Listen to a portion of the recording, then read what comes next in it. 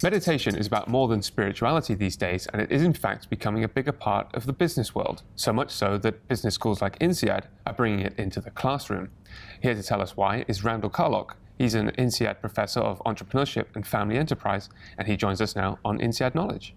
Randel, thanks for joining us. Chris, it's good to be with you. Randel, could you start by telling us a little bit about why you brought meditation into the classroom? Well, I brought it into the classroom based on my personal experience. Before I was a professor, I was a CEO, and I took my company public on the NASDAQ, and that event really changed my life dramatically because I had gone from being a privately held entrepreneurial business to a business with a lot of stakeholders, shareholders, federal regulators, and the level of stress and tension in my life increased dramatically. And I just wasn't prepared for the kind of pressure that being a CEO, chairman of a public company created. So I went to a workshop, an executive workshop at the Menninger Clinic in the United States, and for 3 days we studied how to deal with stress. And one of the tools they taught us was meditation and mindfulness. And so as I became a professor myself and started to do a lot more work with family and family therapy, I realized what a powerful tool this was. So it came not from my academic background first, but from my actual work as a CEO. And how did it help you when you were a CEO? What it does is it creates space. It gives you a time to think. A few minutes in the morning of meditation and a few minutes in the evening really helps you center yourself and realize that, there's a lot of things going on in your life. They'll all be okay. And what's most important is to be there fully with the people you're dealing with. And I think that was the single biggest thing it did in my life, was just help me put stress and demands kind of in a container. And deal with them slowly, but really focus on what was important in my life. How would you say it helps you and the students in the learning teaching environment? Well, it's ideal to start a class because the students are coming from all over the world. They're here, particularly in the executive MBA program, because they're all full-time executives around the world. They come into class, they're here for 10 days, they've got all the demands, their families that are home, their phones are going off the hook with business calls. They come into the class and we center. And that's really what it does. It just says, wait a minute, here's where I am and here's where I want to be right now. And doing meditation is a lot easier than some people think, isn't it? It's very simple. I mean, what I say to people is make it a part of your life. Meditation isn't just sitting quietly. It's being thoughtful about everything you do. 5 minutes in the morning when you wake up, 5 minutes before you go to bed is a great start.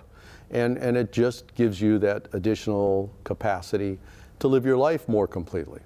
This is also part of a bigger trend, isn't it? What would you say is the scale of meditation use in the business world?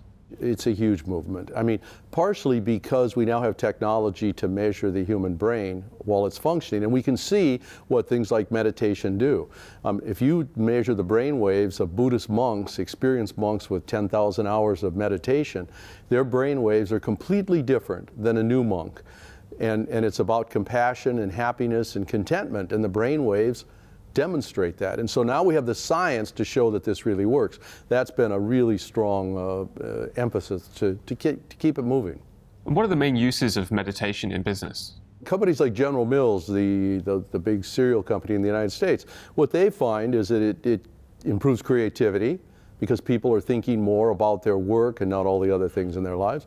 It improves teamwork because people are more sensitive to each other. There's really two outcomes of meditation. One is improved self-awareness. You understand who you are and how you relate to other people. And the other one is a sense of social awareness. You pay more attention to other people. Well, both of those are very powerful in building teams, in creativity, and even decision making. What's the reaction from the students when you first introduce this to them? INSEAD's a very global place, and we get people who have open minds. And particularly by the end of their EMBA program, they've been exposed to so many new ways of thinking and seeing the world, and so they're very open to it.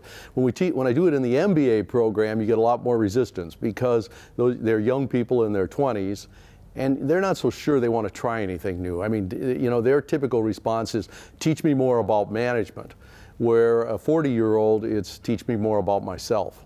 How do you see meditation evolving as a tool in business? it's just a part of the evolution of management thinking. You know, at the turn of the century, we had scientific management, and we improved efficiency of businesses, and everything was about efficiency. We didn't really even look at people. We were thinking more as engineers. Then after World War II, we had the whole human dimension, the social dimension, where we started to think about how does the human interact in business. And I see the 21st century as self-management. Peter Drucker talked about this. He coined the phrase self-management, and he said basically that executives, knowledge workers, have to manage themselves, that other people can't manage them. And meditation is another tool for self-management. And is this something that you see the students taking away with them? Is this something they continue to practice after they've left INSEAD? I hope so. I mean, the response is so positive in the classroom. You know, the dilemma you face with anything is how do you help people develop these as a part of their habits? And that's why I do so many small exercises, things like savoring the first bite of food, you know, 5 minutes in the morning. You want to make it simple. Turning off your phone is a great tool to improve your focus and really your mindfulness. The phone completely interrupts your thinking process. And almost every time you look at a message or a text, it's probably got something you don't want to see, which increases the tension in your body. So if you use your phone every 2 hours instead of every 2 minutes, that puts more mindfulness into your day. Randel, thank you very much for joining us on INSEAD Knowledge. Chris, thanks for having me.